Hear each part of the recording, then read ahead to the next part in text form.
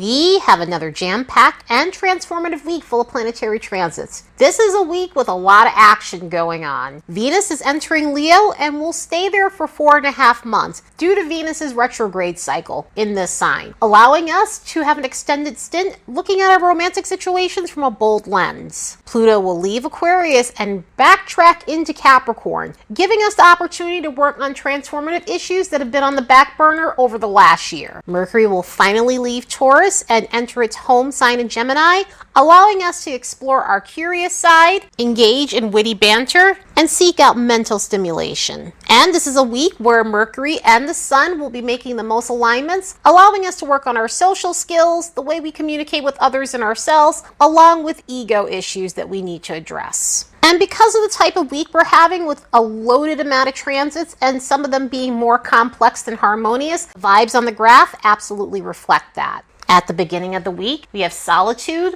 emotional sensitivity, mental energy, romance being the highest energy on the chart, intersecting one another and in some ways overlapping one another. For this reason, we might be in our heads about our romantic situations. We could feel easily triggered more so than normal. That romantic energy is also going to have its fun side to it too as well, especially with it going into Leo. But the beginning of the week could have its moments where we're needing some space to ourselves to ground our energy and our emotions. Mental energy will continue throughout the week. It'll peak and valley. It'll reach a lower point as we get to the 7th and then peak back up from the 8th all the way up until the 9th. And once we get to that point of the week, it's going to intersect psychic energy, imagination and confusion, social vibes, family and friend vibes, and also we'll have more mental energy spiking back up as we get to the 10th through the 11th. Over that stretch of days, we might have moments where we're feeling more intuitive than normal. We're having more intuitive hits. At the same time, we're feeling a bit foggy on certain things, so we might want to just double check when it comes down to gut instincts that we're having.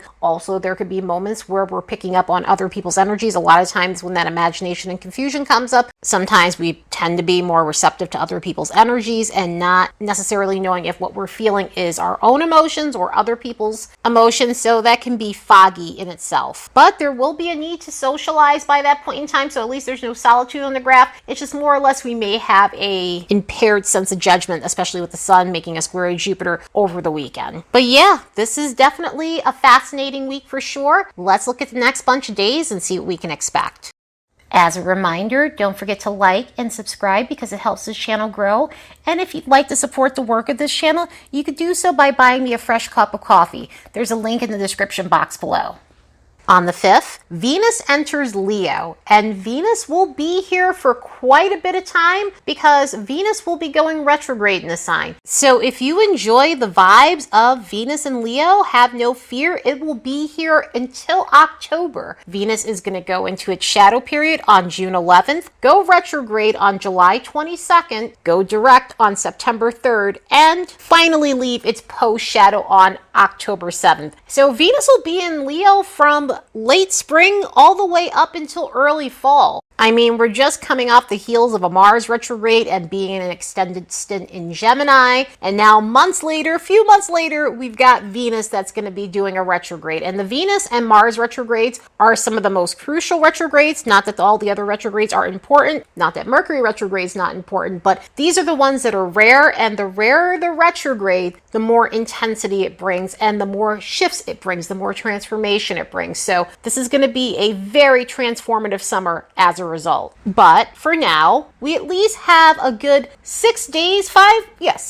or so of Venus being in Leo in its regular format, where we can bask in the glow of this fun-loving combination. So as we leave the sentimental approach of Cancer, we shift into a more passionate and daring strategy when it comes down to our love life and finances. Both signs have an emotional quality to them, but Venus in Leo has more of a seize the day, seize the moment, take big risk when it comes down to love. And by big risk, putting your heart on your sleeve, being courageous and putting yourself out there on all levels in your life, especially when it comes down to romantic situations and our financial concerns. Under this cheeky pairing, we get in touch with our bold side. So when it comes down to our romantic situations, if you're single, this might be a time where you're not feeling as afraid to put yourself out there. You're feeling more courageous and you're just kind of leading with your heart, because in a lot of ways, it's kind of like thinking you have nothing to lose and everything to gain. And if it doesn't really work out, there's always the next conquest that you might get a victory in terms of your love life. The reason why under this influence we're able to dust ourselves off and feel confident again and seek the next conquest is because this is a very self-assured energy. Kind of energy that knows its worthiness, and if situations don't work out or a specific person isn't available or it's just not clicking, it's going to move on to the next thing and find someone worthy enough to bask in its glory. So we may take on that type of attitude if we're single in terms of our love life. This could also bring in the types that have a lot of panache to their personality, who aren't afraid to make the first move, who aren't afraid to wear their heart on their sleeve, leading to an ultra passionate exchange between you and this person, and overall just having an epic experience when it comes down to dating. For those who are in romantic unions, this could be a time where sex is at its most active, especially with Mars already being in Leo. They're going to conjunct one another. You've got all this Leo energy connecting in a love life sense and in a romantic sense and in a bedroom antic sort of sense. And this could rev up passion. Also, that can happen for singles as well. But if you're in a committed union, this could be one of those times where you guys are crazy about each other and embarking on tons of adventures with one another, going out more, trying daring things with one another, and feeling more interested in going on opulent dates with a sense of theater to it, with a sense of drama to it in the best way possible. One of the cool things with this, depending on how it's aspecting your chart, this could be a period of feeling more magnetic when it comes down to romantic situations, also with social situations as well, because on a social level, this brings in a sense of just doing something leisurely, but doing something leisurely in the sense of being active and engaging in exhilarating experiences. So on a social level, we'll feel more open, we'll feel more expressive when it comes down to the people we hang out with. This could be a time of creating something fun in terms of having get-togethers or throwing over-the-top parties. But whatever we're doing on a social level, it will have a little pomp and circumstance to it. Because Venus is the way we adorn ourselves, we can find ourselves fixating on recreating our look in a way that stands out more. So if you've been in the mood to create an eye-catching look, this could be the time where you're spending money on that sort of thing. Obviously, Leo has a lot to do with hair and the association of that, so this could be a time where you're working on having a more magnificent coif for the summertime, or just splurging on items that get you in touch with your regal side. On a financial level, this is the type of energy where we can go really big when it comes down to what we want career-wise. We may be in a position where we're seemingly more magnetic than normal, especially depending on the way this is aspecting your chart. But the cool thing like this, and it being in fire sign energy, it gives us the enthusiasm we need and the motivation to get things going in our financial lives. So professionally, you could be working on putting yourself out there more and standing out for a flawless resume, putting you in a position to beat the competition. Of course, there's a lower expression, as there is anytime we have a planet changing signs, and just because this one is going into retrograde at some point doesn't mean that it's completely bad, but it is going to carry some lower expressions and more inflated as this time goes on through the Venus retrograde, which once we get to that point, I will let you guys know some of the themes that we can expect. But energy like this, we have to be aware of being extra extravagant when it comes down to spending. We also need to be aware of having a poor attitude if we're not necessarily getting the attention that we're expecting, because something like this can produce the need to have more attention than normal. And when we're not getting the applause, we tend to get more moodier than normal or lash out in some sort of way. Under this influence, we also may have a hard time accepting feedback from others. Feedback is a slippery slope because I don't always believe everyone should be as open to all the feedback. It depends on who it's coming from and how it's coming across. Obviously, if it's coming off in the most constructive way possible, then yeah, maybe give it a little bit of credence because, you know, sometimes we need to listen to that, but then there are other times when it's unconstructive and so we can throw those out the window. Either way, it can be slippery slope energy when it comes to feedback, but under this alignment, we can feel more defensive than normal when it comes down to feedback, even if that feedback is coming in the way that's the sweetest, most gentlest, nicest way possible. So that's something to be aware of in this energy that can be very inflated under this influence. But either way, we will be in Venus and Leo for a while, so let's get used to this and soak it up for all of its good qualities. And right out the gate, just like the other planets we have in fixed signs that was aspecting Pluto immediately as it entered a fixed sign, this is no different. Venus is going to make an opposition with Pluto days before Pluto leaves Aquarius. Mars has already opposed this point. One of the things that could happen is it could bring up some themes from that grand cross that we were dealing with. So themes occurring since the middle of May could come back up for review in terms of stuck patterns, in terms of our temperament, in terms of overconsumption, in terms of greed, and power struggle-y situations in our lives. With this being with Venus, this is going to deal with relationship stuff while it's activating those placements where that grand fixed cross has been forming. So we could be looking at areas where we might be stuck when it comes down to a power struggle-y relationship where there's unfairness in the relationship, where there's a lot of power and control dynamics that are going on, petty behavior, and anything to do with jealousy within relationships. So this could be a time where we're working on coming out of those patterns within it. It's not to say that that's going to happen on that specific day, because with those complex transits, they give us that nudge that we need to get things going in our lives. Again, sometimes things do happen immediately, but then there are times where we end up getting this nudge that we need to move forward with the process of getting out of those patterns. This could also reveal where we have bad patterns when it comes down to financial situations, and we need to work on that as well. Problematic things of a monetary nature could come up around this alignment. Also with this too, it is very revealing when it comes down to the truth of situations, so it could shed light where there might have been deceit within romantic situations, or reveal situations where there's an abuse of power when it comes down to finances. And overall, this is a really Pluto forward week in terms of the transits that are connecting to Pluto and then Pluto going back into Capricorn, because on the next day, the sun's going to make a sesquiquadrate with Pluto, and this could show us where we are having issues with our ego. This could show where there's problematic situations when it comes down to the way we express ourselves, in the sense where either we're trying to dominate over others or we have a very strong personality and are using it to steamroll over others. Sometimes this could show up as stepping on other people's toes in order to get the spotlight on us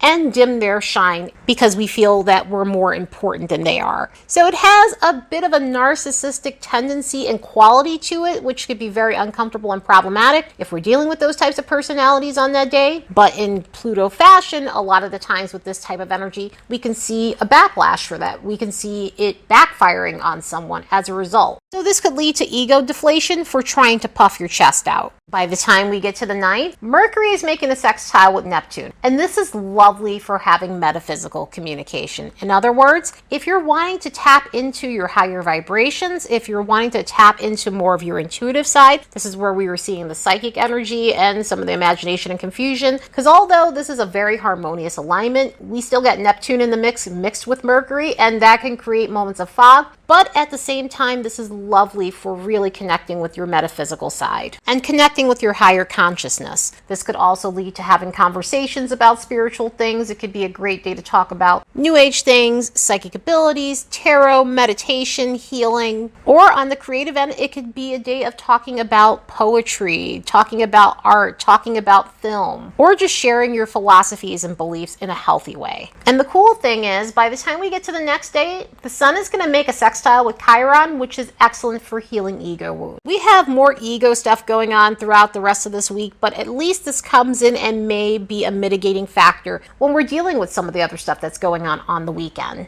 Energy like this is excellent for healing ego wounds. It's excellent for encouraging us to foster healthy confidence within ourselves and express ourselves in the most healthiest way possible. In other words, if you feel as though you've been on a negative loop in terms of gaining your confidence in not the best ways, and some of that could be through seeking validation from others in a very unhealthy way, and some of it could be just by some of the stuff I was saying with the other energy, throwing your weight around or stealing the spotlight from other people. This is the type of energy that helps us heal those parts of ourselves that may feel compelled to do that to boost our confidence. So that way we can connect with a healthy sense of self. Some of the ways we could boost our confidence with this energy is through connecting with some of our old talents and skills and feeling more sure of ourselves because we know that we're good at what we do. And even though we may not recognize it sometimes, we do have the talent and the skills to warrant our confidence. So in a lot of ways, this energy is very motivational, and not just for the skill set, but for other areas of our lives where we weren't feeling as self-assured. The 11th is a busy, jam-packed day full of concentrated energy. There is a lot of planetary activity going on, and also transformative vibes. Pluto will retrograde back into Capricorn, causing us to review all of the Capricornian themes that we need to wrap up in this sign. Now, Pluto is going to go in and out of Aquarius for the next year or so. Around 2024, November 19th, 2024 is going to be the time Pluto finally settles into Aquarius. So we're going to have this jump back and forth in Capricorn before we wrap things up, and every theme that we've dealt with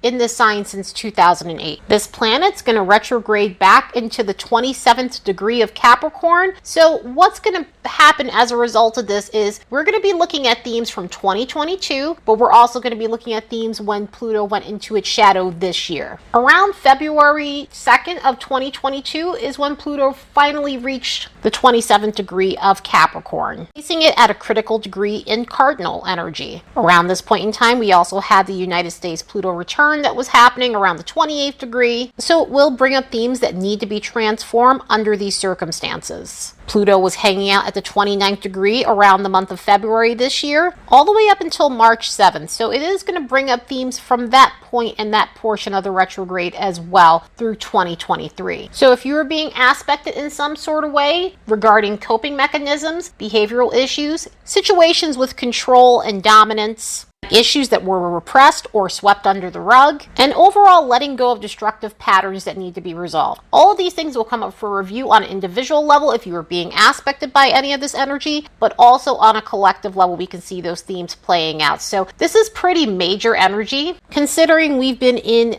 a year and some change of Pluto being at these high degrees of Capricorn. Pluto will go direct on October 11th and leave its post shadow on January 29th, 2024. But a little bit before that, it will go back into Aquarius on January 20th, 2024. Just before Mercury is ready to leave Taurus finally and enter Gemini, it's going to make a trine with Pluto on that day, which could be helpful in terms of having moments of mental clarity, also giving us the urge to have intriguing conversations. This could be a day where we're interested in having something more deep in terms of our chats rather than superficial, rather than small talk. So if you've been interested in having more profound chats, this could be a day to have it. Even with some of the other transits going on this day, this could be a nice mitigating factor with those energies that are occurring, because we do have some foggy stuff that does happen on that same day. But for the most part, this is great for cutting through a lot of BS, cutting through a lot of fluff, realizing the value of speaking the truth in the most constructive way, finding better coping mechanisms if our thoughts have been on a negative loop for some time. So this could be a day of working on toxic inner dialogue and really learning to understand your inner psychology. And as we get through the day, Mercury leaves Taurus and enters Gemini. Mercury has been in Taurus since April 7th, and so we've had over 2 months and some change with Mercury being in Taurus, so this is going to really shift the tone to a nice change of pace. Don't get me wrong, Mercury in Taurus is nice. However, we did have a retrograde within this sign, so it brings out the more complicated qualities of that pairing itself. So having this is going to be a nice change of pace. We could have moments where we feel mentally sharp as a result of this. A pairing such as this really ramps up the need to stimulate our minds. So if we felt like we were in a mental rut during Mercury and Taurus, this is going to be one of those times where we feel like our minds are just craving something new and challenging, and just overall something that we can sink our teeth into on a mental level. So this could be a period of letting our curiosity run wild. This could be a period where we're doing research on various different topics, because Gemini rules variety. So it's not like we're going after just one thing or trying to understand one thing. We could find ourselves multitasking in a lot of ways and finding ourselves looking at a variety of topics that we're interested in. This has its benefits, and it also has its slippery slope to it, but at the same time, sometimes you need to be able to go back and forth. Sometimes you need to be mentally dexterous. But if you have a plethora of subjects that you're wanting to learn a little bit more about, this is the perfect energy for that. Because Mercury deals with communication, this could be a time where we're really interested in socializing. So this could be a time where we're kind of coming coming out of maybe an introverted headspace that we had in Taurus, and we're just wanting to mingle with other people. This could be a time where our phones are going off the hook. This could be a time where we're texting like crazy. We could also feel interested in getting out more in our local scene and connecting with our friends, connecting with possibly siblings or friends who are like siblings, since Gemini does rule siblings. But whoever we're connecting with, the great thing about this energy is it's upbeat and it's playful and it has a lot of wittiness to it. So this could be a time where our conversations and our meetups with other people have a very exhilarating tone to them. Under this influence, it could be a time of buzzworthy things going on. In other words, Gemini has this reporter of the year energy about it. So you could notice a more ramped up time of newsworthy things, the latest trends, the latest gadgets. And because Gemini deals with words and naming things, this could be a time of new slang coming up, or more so, catchphrases that are getting their moment in the media,